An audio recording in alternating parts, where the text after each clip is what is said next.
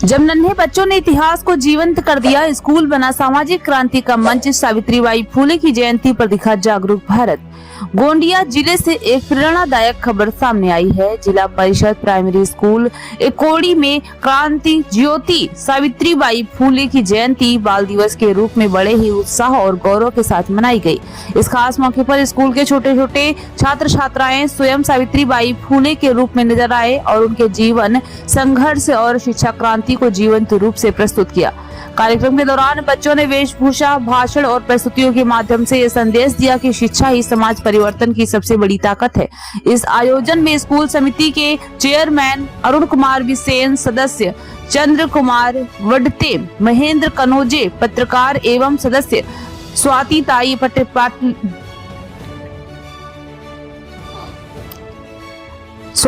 पटले, शारदा ताई बिसेन, छाया ताई टेम्भरे विशेष रूप से मौजूद रही।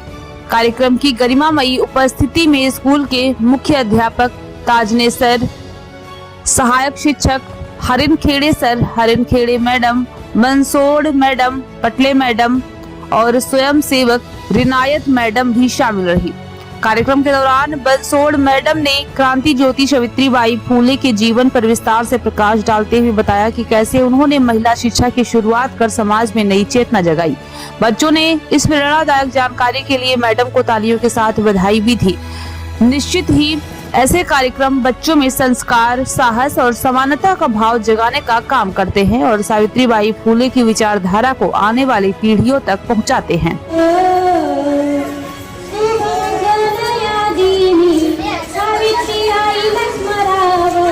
सावित्री आईला आईला आईला स्मरावं, याला काही कारण असावं. आईला स्मरावं, याला काही कारण असावं. सावित्री आईला स्मरावं, सावित्री आईला आईला आईला स्मरावं, याला काही कारण. मी सावित्री ज्योतिबा फुले बोलते. एरवी मी बोललेही नसते, पण तुम्ही माझ्या विचारांचे खोटून क्लिक केले. तुम्ही तर चक्का मला देवी बनवून फोटोमध्ये क्लिक केले. जमेल तेव्हा जमेल तसे मला सोयीनुसार कौतुक करता, पण दुःख याचे की तुम्ही मला गृहीत ठरवता. यात मी तुमच्या समोर बोलते. हो, मी सावित्री ज्योतिबा फुले बोलते. कुऱ्हाडीचा दांडा गोपताच का, कुऱ्हाडीचा दांडा गोपताच का, हे सर्व गोष्टी डोक्यावरून गेल्या. यात मी तुमच्या समोर बोलते. होय, मी सावित्री ज्योतिबा फुले बोलते. धन्यवाद. कार्यशाळेचे नाव जिल्हा परिषद प्राथमिक शाळा एकोडी आहे. ओळखल्यात का मला? होय, सावित्री ज्योतिबा फुले बोलते. एरवी मी बोलही नसते, पण तुम्ही माझ्या विचारांचे घोटून क्लीन केले. तुम्ही ते चक्क मला देवी बनवून फोटोमध्ये फ्रेम केले. जमेल तेव्हा जमेल तसं माझ्या सोयीनुसार कौतुक करता, पण दुःख याचेच की तुम्ही मला गृहीत धरता. याचाच राग मी तुमच्या समोर बोलते. होय, सावित्री ज्योतिबा फुले बोलते. कुऱ्हाडीचा दांडा काढवावा. सगळ्या गोष्टी डोक्यावरून गेल्या. तुम्हाला वार्त सांगता त्याच वेळेला झाला असं होय. मला कुठे पोटशी दिसले होते. एका वेगळ्या जगासाठी पिशवेशा तक्रारबरोबर फेरी सुटले होते. तुमच्या शब्दात सांगायचे तर रात्रंदिवस खासले होते. आज मी कसले गाव देते. होय, मी सावित्री ज्योतिबा फुले बोलते.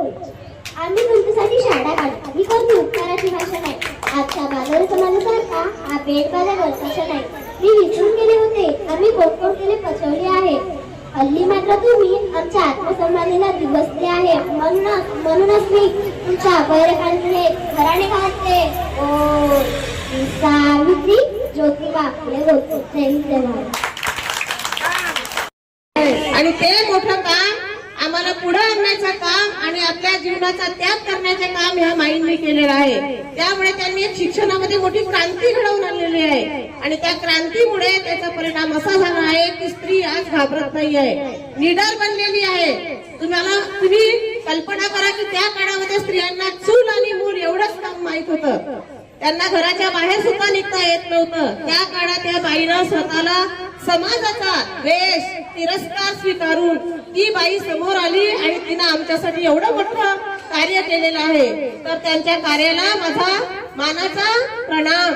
आणि अशी त्यामुळे आम्ही एक काळजी घेतली पाहिजे की आम्हाला शिक्षणाची संधी मिळाली, पुढे जाण्याची संधी मिळाली, तर आम्ही काय केलं पाहिजे, पुन्हा आम्ही त्या कामाला जोमाने पुढे नेलं पाहिजे. आणि ज्या अशिक्षित आहेत त्या घराच्या बाहेर पडू नाही शकत आहेत, स्त्रिया मुली, त्यांना आपण समाजामध्ये समोर आणण्याचा प्रयत्न केला पाहिजे. त्या आपल्या पायावर उभे राहतील, त्यांनी शिक्षण घेतील तेव्हाच ते आपल्या पायावर उभे राहतील आणि त्यांचे विचार प्रगतिशील होतील, याकडे आपण लक्ष दिलं पाहिजे. म्हणून प्रत्येक मुलीनं काय केलं पाहिजे की मी शिकणारच.